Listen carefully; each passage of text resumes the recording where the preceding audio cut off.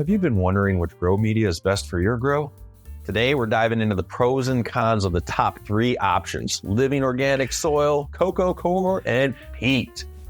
But before we do, today's video is brought to you by RealDGC.com. If you want to connect with our private community of premium growers, get grow tips from some of the best growers around the world, and get access to exclusive Dude Grow Show content, membership is free, and you can become a DGC producer if you want to help support the value that we bring you here.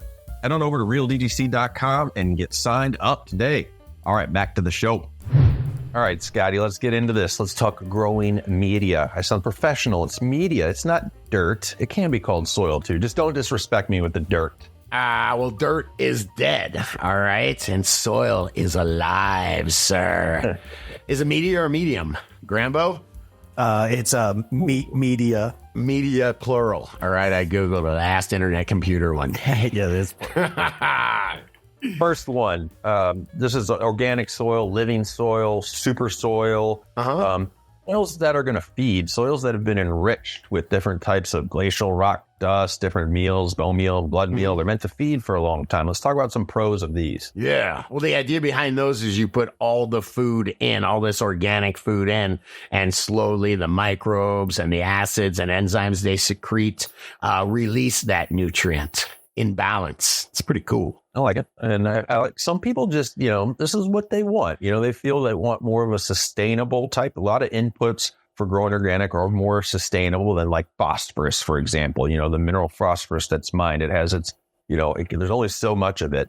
But a lot of the organic inputs are more sustainable. I hate to say it, but when I Googled around, Scotty, there's still some of those arguments saying organic tastes better. It tastes, which I disagree with this one. I've seen such good, it's strain dependent. In the end, I say, hey, that's really dependent on the strain and if it was grown really well. It's a grower dependent. I will not say strain dependent, but it is grower dependent. Organics, like I said, it's the microbes are slowly breaking down and making that nutrient available.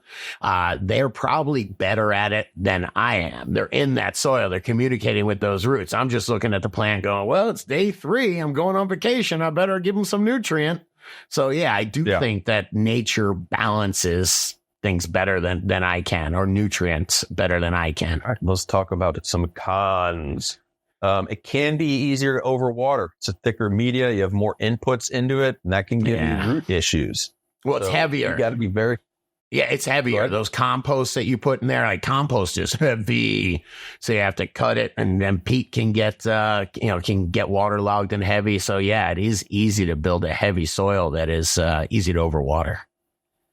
If you're using a living soil bed, or you have a lot of beneficials that you've spent money on that are living in your soil, some people have different, even like not just microorganisms, beneficial insects in the living soil beds that prefer the right moisture. So some of these guys really want to keep their bed properly moist and not ever really let it dry out much, because it will really affect the rhizosphere of the living soil. So that can also, I hate to call it a con, but know what you're doing when you're watering this type of soil. Yeah, there's sweet spots, man. This whole thing relies on microbes, and microbes definitely have a sweet spot of moisture where they like to operate. Another potential one could be if you are mixing your own, let's say, super soil or blend up, and you get something wrong, or maybe even a pre-purchased one. There are, depending on where you're at, these are kind of regional, depending on what's going on in your region as far as buying a super soil pre-mixed in a bag. More and more companies are out there doing that. But if it's in balance and you're trying to get after a nutrient deficiency, it's harder to do, because you don't want to add too much of this. You're kind of hoping what's in there is already in the right, ratios for your plant.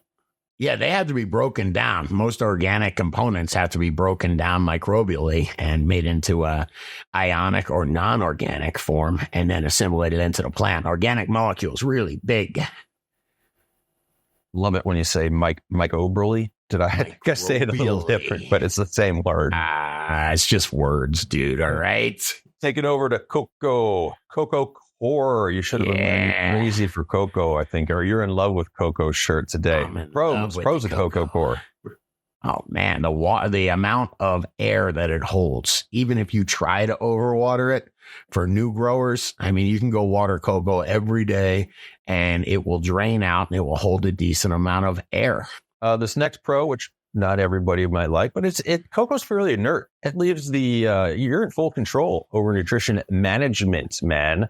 Yeah. It's up to you to get it right. But some growers like that. They can consider it easy. You get a feed chart, you follow it, and you're going to probably win and do all right. Of course, you don't want to mess that up, but being inert, some growers really like, because I forgot to mention this with the cons, thinking inert, I've definitely gotten fungus gnats, whether it's compost, worm castings, other inputs that go into living soil. So you do risk, which isn't the end of the earth, but it's not inert. Ran into many growers that are like, the main reason I don't use organic or living soil in my facility or scaled up grow is because it always comes with the little bugs. So I shouldn't say always. Yeah, it's the exact opposite of what we're just doing with the organic living soils that have everything in it that slowly need to be broken down. And that's what the microbes are doing there. What the microbes are doing with cocoa is just having a nutrient stick to them and holding on to it. So they are complete opposites, right? Yeah, pretty much. I'm going to get into wicking. You like this. You got sub-irrigation real buckets. Coco Wick's awesome. Yeah, I mean, it's the whole air to water ratio thing. Even when it's saturated, cocoa still holds a lot of air. It's fluffy. If you ever look at a bag of cocoa or, it's fluffy, man. You can pick it up. It's light.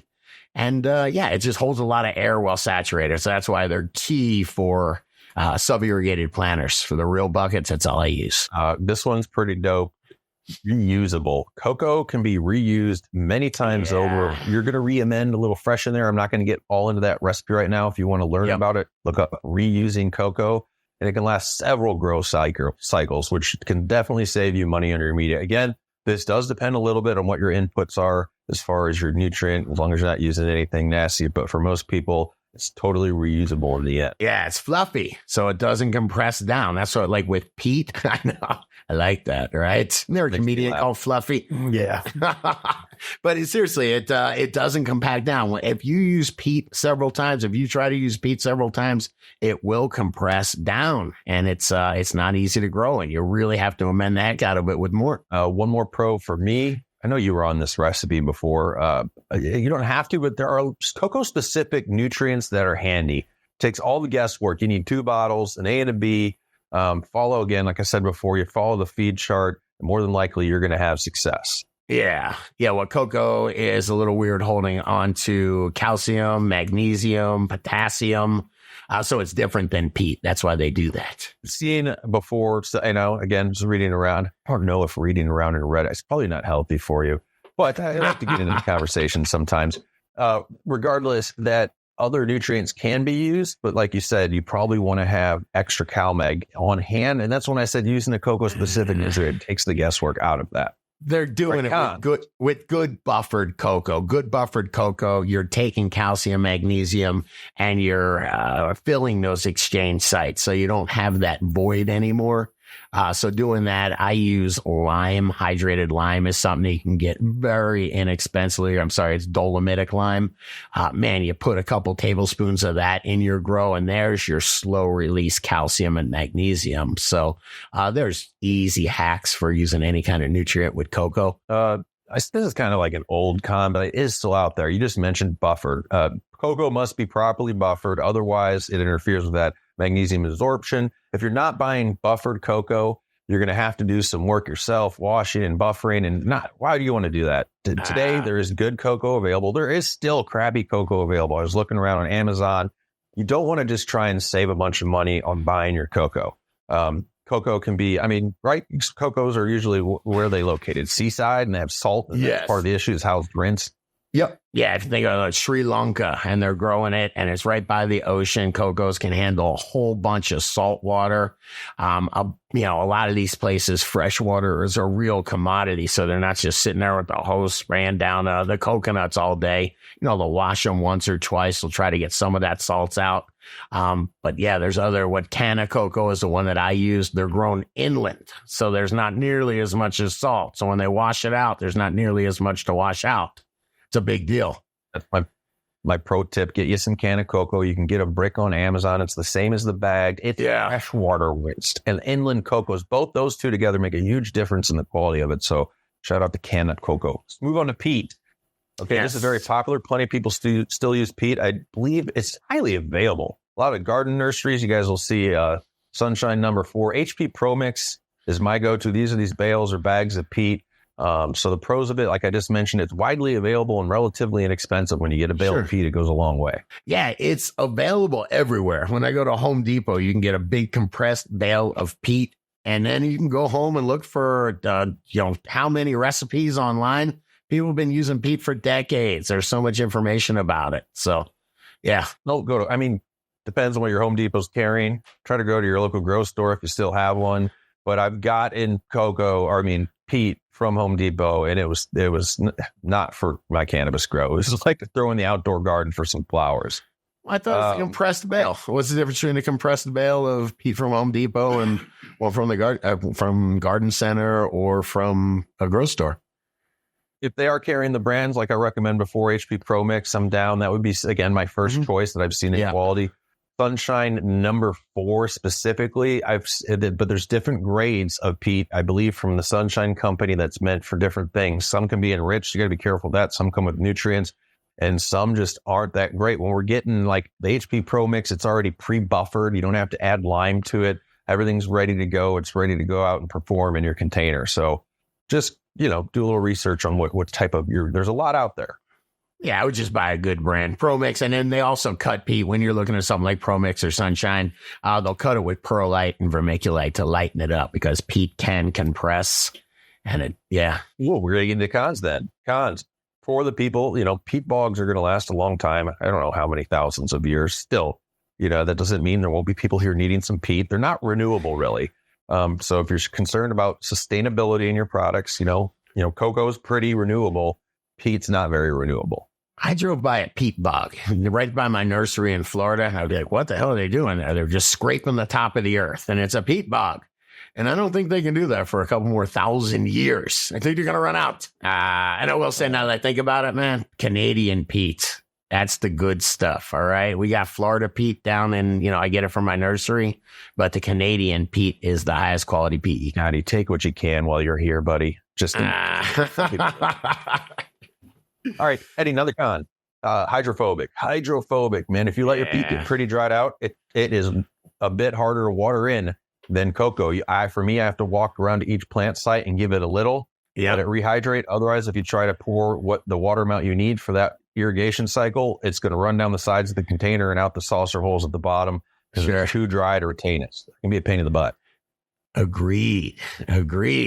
And I'd be remiss if I didn't say one, and that is that peat, peat and cocoa, but they're both really good for holding microbes and stimulating microbial activity. They're good environments for it both. Yeah, that's one I wasn't sure on. It's making me scratch my head. It's like either one. I guess I'll try and give one more tip to when we talk about microorganisms.